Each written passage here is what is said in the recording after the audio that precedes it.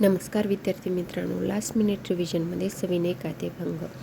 सविनय कायदेभंगामध्ये मिठाचा सत्याग्रह केलेला होता.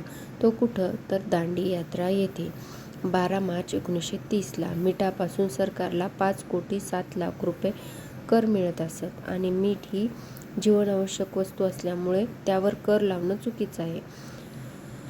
सुरुवातीला गांधीजींनी दांडी या मिठाच्या सत्याग्रहाला सुरुवात कुठून केली तर साबरमती ते दांडी अशी यात्रा होती. ती यात्रा 240 मैल आणि किलोमीटरमध्ये सांगायचं झालं तर 385 किलोमीटर.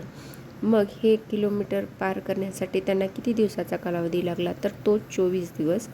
12 मार्चला त्यांनी सुरुवात केली तर ते 6 एप्रिल 1930ला जाऊन पोहोचले. मग वेगवेगळ्या भागात उठाव झाले. मलबार येथे उठाव झाला, त्याचं नेतृत्व केलं के. कलपन्न. महाराष्ट्रामध्ये उठाव झाला. कुठे कुठे झाला तर वडाळा, मालवण आणि दहिहंड व शिरोडा. कर्नाटकामध्ये सिन्निकट येथे उठाव झाला. तमिळनाडूमध्ये वेदराल्ली येथे उठाव झाला. याचं नेतृत्व सी.